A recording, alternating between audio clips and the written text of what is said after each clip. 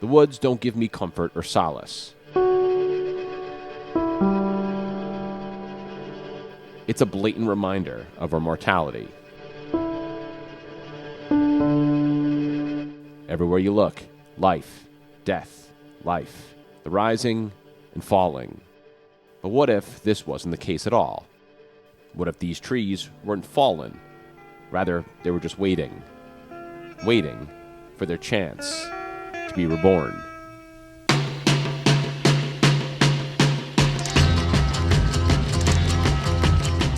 I see a red door and I want it painted black. Fallen Industry, a group of guys who give new life to dead trees in the form of magnificent tables, benches, or whatever else you can fathom. Insert a tree falls in a forest joke here. And the man in charge is Paul, whose story, oddly enough, parallels the trees he works on. We begin. Paul, would we consider you an artist or a carpenter? Like, what are you? I like the term woodworker.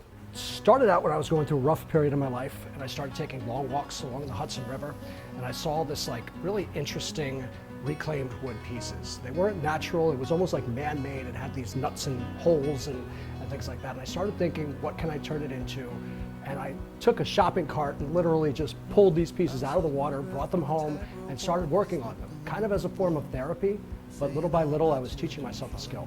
In a way, it builds them back up, and it certainly did that for me as well. So you started off pulling like driftwood, and how did it get to you creating these insane pieces? So as I got into it more and more, started making more pieces, I have an advertising background. One of the guys I went to school with, he was doing this, and I traded him a website in exchange to teach me a lot of the basics that I wanted to learn. Taking something that has fallen, something from a tragedy, and rebuilding it into something beautiful is just awesome. It's a real gift to be able to see inside the beauty of these ancient beings and really get a chance to breathe new life into them. But the process of getting these trees isn't easy.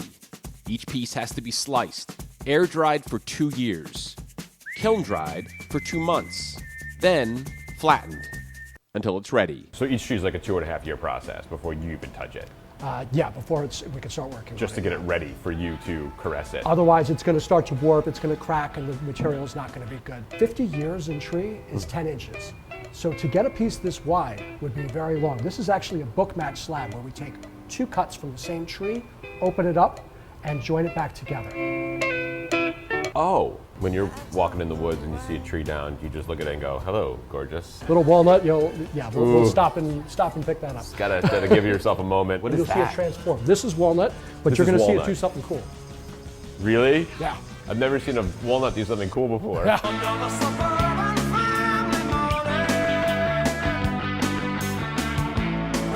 That's like the ultimate pledge. Designs, most of the designs, there's a real nod to the natural, organic nature of the material. My goodness. This was a fallen looking tree. And then you said, I'm gonna make it into a console.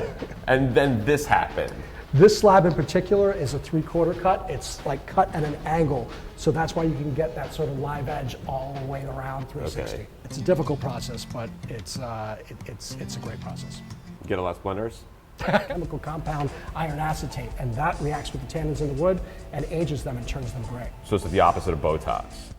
So you give it the illusion that it's kind of dripping down, falling down like this. Yeah, so it's actually 2 mitered 45-degree angle cuts, and then it's joined back together. You know, the sad part is people's butts are just going to be on this. They're not even going to look down. When you have to finesse, that's when you take out your hand saws. That's when you take out your chisels, when you get in those perfection details too, because you take a big machine to something like that, and you're going to mess it up. You have all these amazing tools and this advanced stuff, and then you have a hammer from Santa's workshop. This is a conference table. We call it a river conference table. It is, this was originally 1 slab of wood. Do you pour lava into this? What goes into this area right here? Sometimes we do. No, sometimes people have their wire ports and everything, but the company took a look at it and they said, we don't want to mess it up. We just want to have the beauty of the surface here. How heavy is this? It's a tree. Too heavy. Yeah. It's tree heavy. That's why it's on. Yeah. This is the nicest conference room table. I never complimented a conference room table before. This sort of like rippling effect as you move your head from side to side creates a holographic iridescence in the grain that just really makes it come to life. Overflow is something we do a lot of. Yeah. And that's when basically we use the nose of a slab to create an overflow effect that makes it look like it's spilling onto the steel. Is it comfortable? No, not that one. I would never eat on this. Why would anybody ever eat on this? It's a terrible thing to do. You can get coasters. No. And of course, I wanted to help Paul and his crew, but there was no way they were going to let me touch any of these beauties. So I settled for a few power tools. I just want to wear goggles. That's the only reason I'm here. I just want to wear We'll get goggles. you seated with goggles, Thank you. with headphones, everything like that. I want the deal. I just want to look the part. You do all the work. I just want to take credit for it. Long enough, deep enough so you'll cut through the whole slab, but not so you'll cut through. Were you giving me instructions? I can't hear a thing. I feel like you do this a lot faster than me. You go faster. Yeah. Oh my God. Push pull. This is where the fingers go. Yes. This is where it all. It's good knowing you, boys. Well, I'm accustomed to the smooth ride. Or maybe I'm a dog who's lost his pride. I don't step in the street. So I don't think we actually. I didn't even cut through it. I can't believe it. The one thing you can't screw up, I actually screwed it up. I mean, that took all afternoon. Did it look cool? Yeah? Look great. Okay. Look great. I'm gonna put it on Instagram. That's all that matters. And so, for the millions of trees, the chance to be revived rests here with him. The lost ones, whose potential could only be imagined by a craftsman like Paul. And what's best, what really is the most special part of this, is that just as he gives these trees new life, they in turn give it right back to him. They save each other.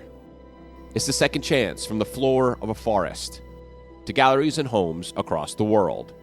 The once fallen to rise again.